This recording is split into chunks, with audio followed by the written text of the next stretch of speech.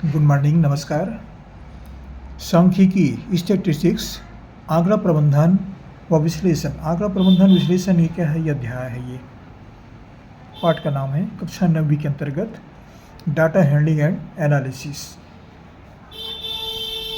ये अध्याय कक्षा 9वीं में है। कक्षा 9वीं के विद्यार्थियों के लिए प्रश्न हम जारी कर रहे हैं। ये प्रश्न हमने छत्तीसगढ़ पाठ्य पुस्तक लिया, वहाँ किताब से मैंने लिया है और ये वीडियो हम छत्तीसगढ़ जारी कर रहे हैं।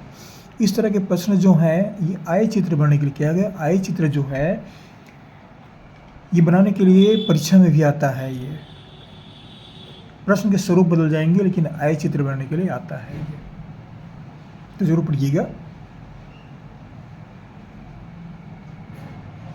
क्या प्रश्न है? किसी कक्षा के 16 विद्यार्थियों द्वारा परीक्षा में प्राप्त किए गए अंक निम्नानुसार है।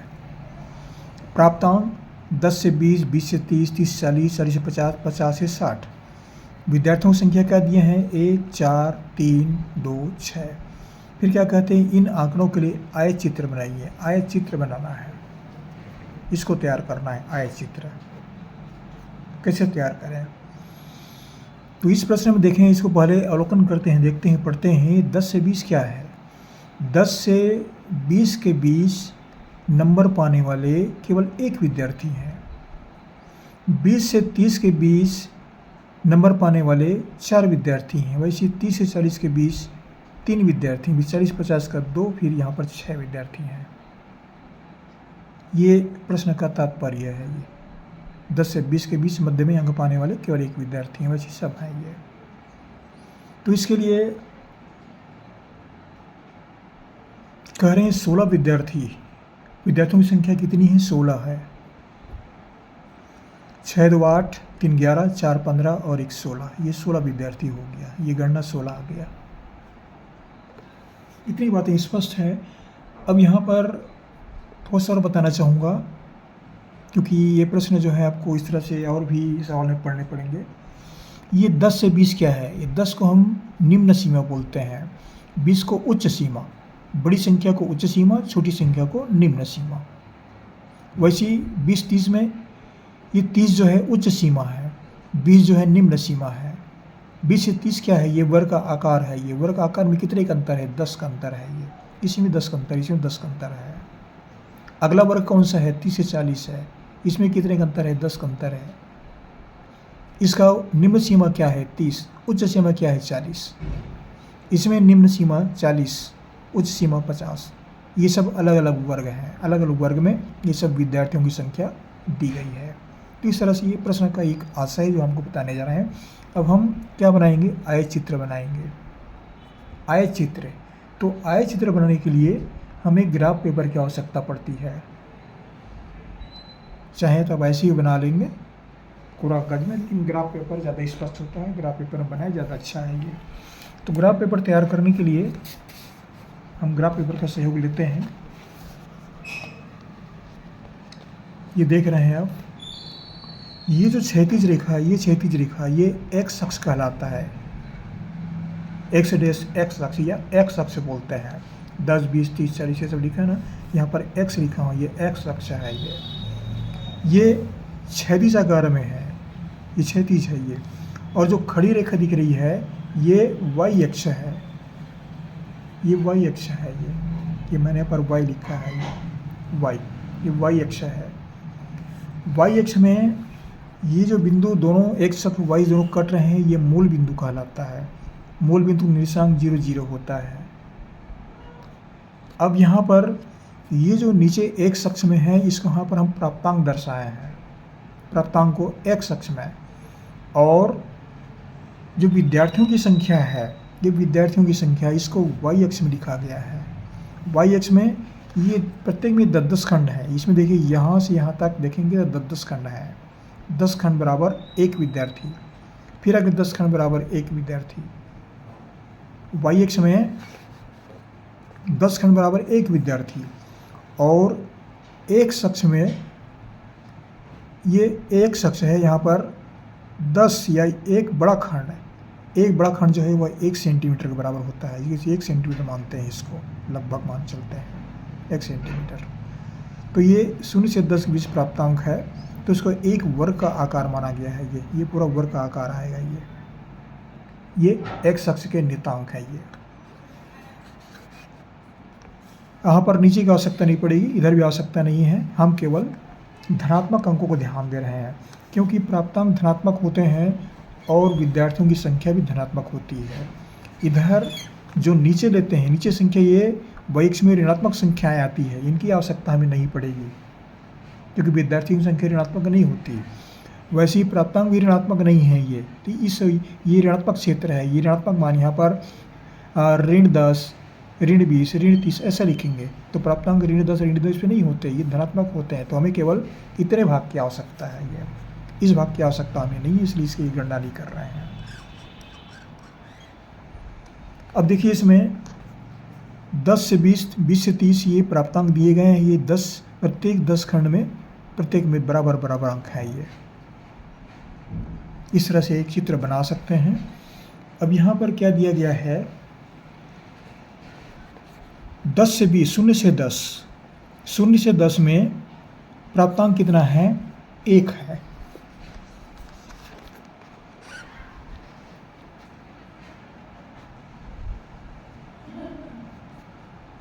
ये 10 से 20 में प्राप्तांक 1 है। ये पहला वर्ग आकार है। ये 10 से 20, इसमें प्राप्तांक 1 है। तो हम कहाँ शुरू करेंगे, 10 से 20।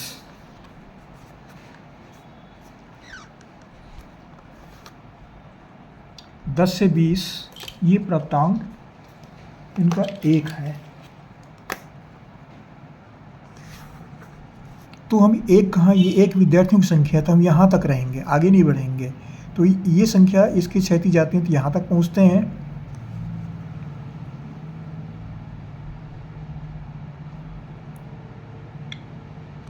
इस तरह से। और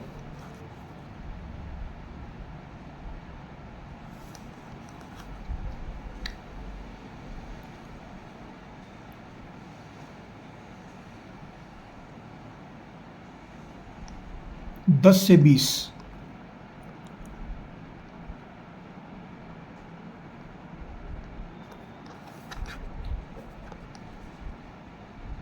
आगे बढ़ गया। ये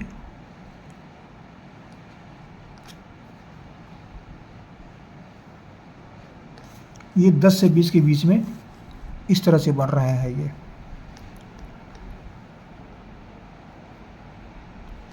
अभी इसकी आवश्यकता नहीं है, इसको बाद में देखेंगे। ये मिटा सकते हैं इसको।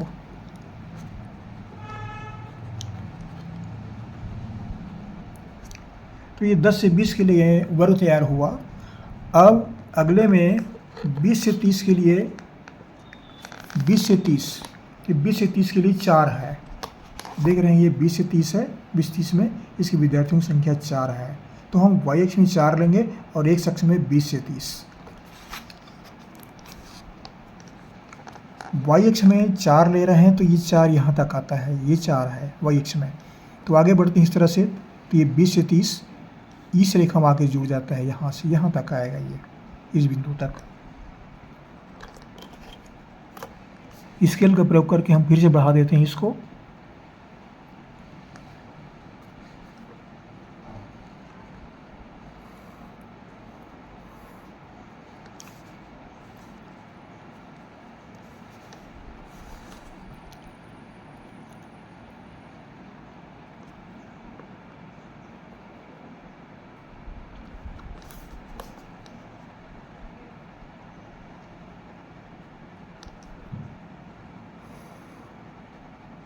ये 20 से 30 4 तक कवर हो गया, तैयार हो गया। अब आगे हमें आना है 30 से 40। ये 30 से 40 देख रहे हैं। 30 से 40 में विद्यार्थियों की संख्या 3 है। 30 से 40 में विद्यार्थियों की संख्या ये 3 है। तो ये सीधा आगे बढ़ते जाते हैं और यहाँ तक आते हैं हम, यहाँ तक 30 से 40 में। तो ये दोनों मिल जाएंगे।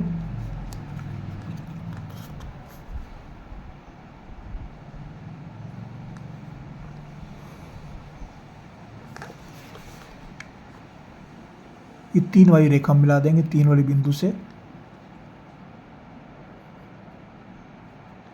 ये 30 से 40 का वर्ग आकार तैयार हो गया। अब हम लेंगे 40 से 50। 40 से 50 में क्या है, ये 40 से 50 है, इसमें 2 लिखा हुआ है। ये 40 से 50 यहाँ पर 2 लिखा हुआ है, तो 2 जो है वाई अक्ष में है, ये 2 वाई अक्ष है, ये वाई अक्ष है, यहाँ से लेंगे तो ये यहाँ पर आ गया, और इस तरह से ये बिंदु यहाँ के मिलते हैं 40 से 50 में।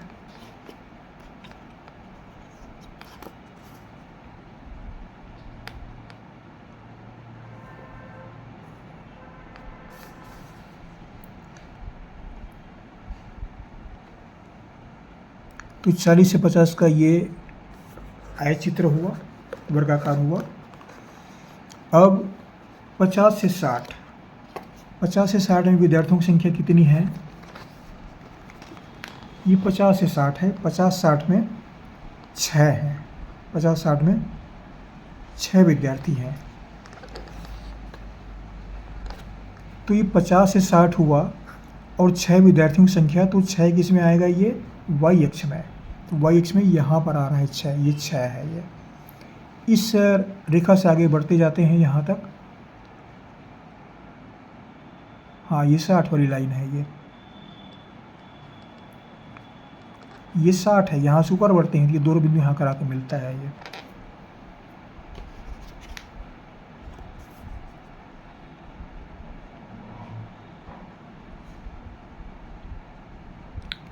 तो फिर से एक वर्ग इसका आयत तैयार करते हैं।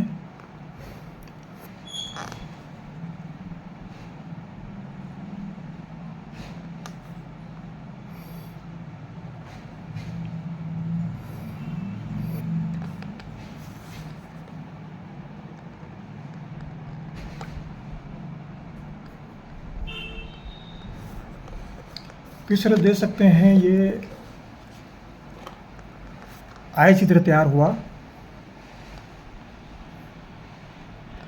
इसमें कहाँ से बना है, ये है, ये साफ साफ दिख रहा होगा, तो डबल लाइट हो रहा है ये। अब इसमें एक अक्ष वाई अक्ष, क्या क्या है, एक अक्ष वाई अक्ष, एक अक्ष में प्राप्तांक, वाई अक्ष में विद्यार्थियों की संख्या। इतना लिखना ही पड़ेगा। और क्या दिया है, प्राप्तांक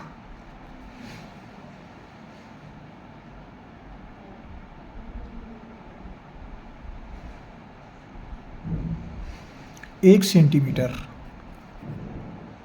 बराबर 1 वर्ग, और एक विद्यार्थी बराबर भी वाई अक्ष में 1 सेंटीमीटर।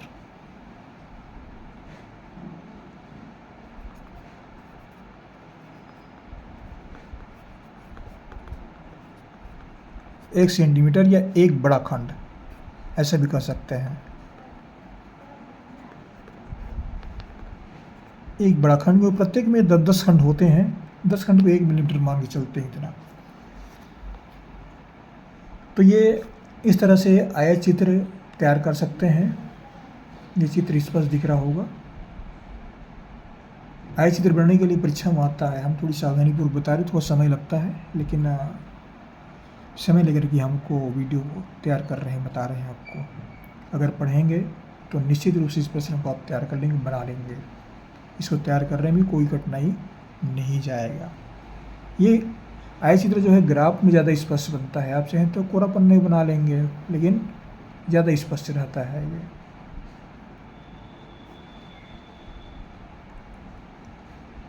आशा करता हूँ ये वीडियो आपको अच्छा लगेगा। जहाँ से पढ़े जरूर कमेंट कीजिए, कहाँ से पढ़ रहे हैं। हमारे चैनल को सब्सक्राइब करना ना भूलें, सब्सक्राइब अवश्य कर दीजिएगा। आपको हमारी से शुभकामनाएं, पढ़ते रहिए। अगली वीडियो में फिर मुलाकात होगी, फिर आपके लिए नए वीडियो लेकर आएंगे। थैंक यू, पढ़ते रहिए।